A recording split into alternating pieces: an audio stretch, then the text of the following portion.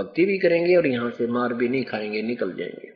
तो क्या बताना चाहते हैं कि परमात्मा पूर्ण ब्रह्म हमारे पाप कर्मों को विनाश कर देगा, फिर हम सतलोक जा सकेंगे। और यहाँ का विधान है कि जैसे कर्म प्राणी करेगा जो वही भोगने पड़ेंगे। पुण्य के लिए स्वर्ग में और पाप के लिए नरक में, और रहना पड़ेगा काल की जेल में।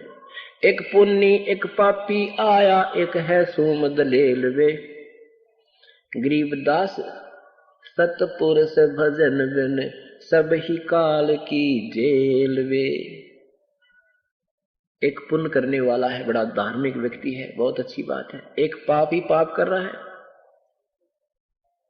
और एक कति कंगाल सोम सवनी दान नहीं करता। कहते जो पुण्य करता है, जिसको पूर्ण संत नहीं मिला, पूर्ण शास्त्र विधि अनुकूल साधना नहीं मिली, और ना करता पाप और करता है पाप, वो दोनों बराबर हैं। पुण्य करता है नहीं करता, ये सारे बराबर हैं। कैसे कि पुण्य के आधार पर वो पुण्यकर्मी प्राणी स्वर्ग चला गया, वहां राजा बन गया, इंद्र बन गया, देवता बन गया, 1000-2000 वर्ष वहां अपनी मलाई ने खा के पुण्य कमाई ने, और फिर वो गधा बन गया। फिर और एक पाप कर्मी है, वो नरक में चला गया, वहां नरक भोग कर अपने पाप कर्मों को वहां भोग कर खाली होकर आ गया, और पुण्य कर्मी वहां पुण्य भोग कर खाली होकर आ गया। दोनों रह गए काल की जेल में। एक पुण्य एक पापी आया, एक है सोम दलेल वे, गरीबदास सतपुरुष भजन बिन, सब ही काल की जेल वे। और इस भगवान के चरणों में आने के बाद आपको यहाँ भी ठाठ है, घर में भी सुख, शरीर में भी सुख, और सतलोक में तो सुख है सुख। भक्ति बिना नरखर एक हैं, जिन हर पद नहीं जान्या, पार ब्रह्म की परख नहीं रे, पूज मरे पाषाणा। भक्ति भी करने लगे, देखम देखा लगे हुए हैं अनजान संतों के आधार से, फिर ये पत्थर पूज कर मर गए, शास्त्र विरुद्ध साधना करते रहे। पार ब्रह्म, एक परब्रह्म होता है, एक पार ब्रह्म, एक ब्रह्म। ब्रह्म ये ज्योति निरंजन काल है, जिसके 21 ब्रह्मांड है, और परब्रह्म ये 7 संग, इससे नेक्स्ट भगवान दूसरा 7 संग ब्रह्मांड का मालिक ये परब्रह्म है। और पार ब्रह्म कहो चाहे पूर्ण ब्रह्म कहो, वो पूर्ण परमात्मा सतपुरुष है। पार माने सब तो पार, परला पार, सबसे परला पार, सबसे परले पार, ऊपर सतलोक में वो परमात्मा पार ब्रह्म है, वो सतपुरुष है। तो क्या कहते हैं, भक्ति बिना नरखर एक हैं, जिन हर पद नहीं जान्या, पार ब्रह्म की परख नहीं रे, पूज मरे पाषाणा। सथावर जंगम में जगदीश में व्यापक ब्रह्म बिनानी, निरालंब न्यारा नहीं दर्शाए, भुगते चारों खानी। तुम एक पत्थर को ढूंढने पूजने जा रहे हो मंदिर में, फिर तो परमात्मा निराकार शक्ति सब जगह व्यापक है उसकी। अब देखो सूर्य का प्रकाश सब जगह गिर रहा है, और इस सूर्य के प्रकाश की तलाश अंधा आदमी, और की तो पहाड़ पर पूजन जाको लगा थोड़ा गर्म गर्म सा यहाँ पे, अरे पे नादान कहेंगे, तो वो तो सब जगह ही है।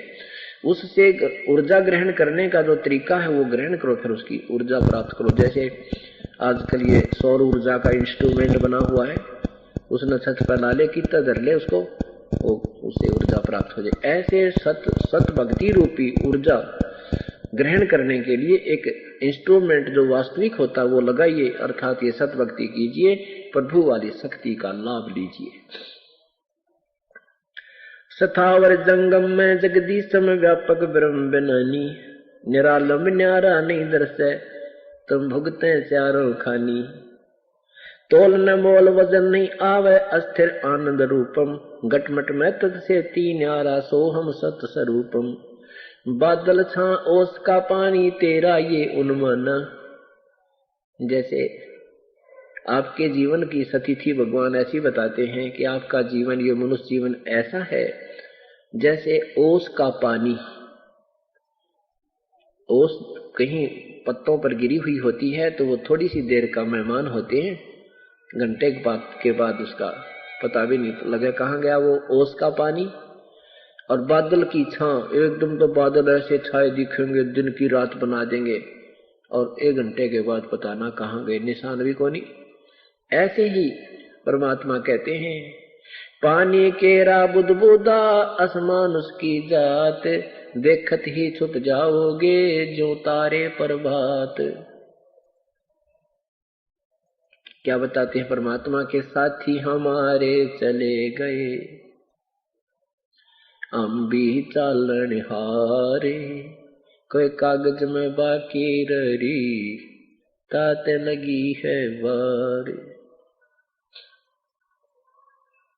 कि कोई कागज में बाकी है इसलिए तुम न सोच रहे हो हम इब्बा को ना मरे, अपनी मृत्यु इब्बा को ना। जो बेचारे जाते हैं किसी कार्यवश यात्रा कर रहे होते हैं, शीघ्र ही वापस आना होता है और रास्ते में दुर्घटनाग्रस्त हो जाते हैं, जीवन से हाथ धो बैठते हैं। क्या वो ये सोचकर गए थे कि हम नहीं मरेंगे? वो भी यही सोच रहे थे हम अभी नहीं मरेंगे। ये भूल काल ने लगा रखी है। कबीर साहब कहते हैं मौत भूल गया बावड़े, अचरज किया कौने, तन माटी में मिल जागा जो आटे में लौने। कि मौत को भूल के तेने जुल्म कर रखा है, इससे बड़ा अचरज और कुछ नहीं हो सकता। एक बार पांचों पांडव वन में घूम रहे थे, प्यास लग आई। ये एक शिष्टाचार होता है कि छोटा भाई जब होता है वो सभी बड़े भाइयों की सेवा करता है, प्रथम कर्तव्य के लिए वो चल प्रस्थान करता है। पहले सबसे छोटा भाई जा नकुल, फिर सहदेव। तो वहां एक तालाब से पानी लेने के लिए गए तो तालाब से आवाज आई कि पहले मेरे प्रश्नों का उत्तर दीजिए और बाद में जल प्राप्त कीजिए। उन्होंने परवाह नहीं किया कि प्रश्नों के उत्तर दूंगा इतने भाई मर जाएंगे प्यासे, बहुत प्यास लगी है। उसने जो ही लोटा उठाया पानी भरने के लिए पात्र जल की तरफ रख किया, वो मृत्यु को प्राप्त हो गया। कुछ देर के बाद सहदेव गया, फिर उसके बाद उसने भी ऐसा ही किया, नहीं परवाह की उसकी आकाशवाणी की, तो वो भी मर गया। फिर अर्जुन भीम गया, फिर अर्जुन भी मर गया। इसी स्थिति में युधिष्ठिर जाता है बाद में। युधिष्ठिर गया तो उसने भी सोचा भाई तो मरे लिए, तो भी आप भी मैं भी मरने वाला हूँ, प्यास बहुत है, लगता है ये भी प्यासे मरे होंगे।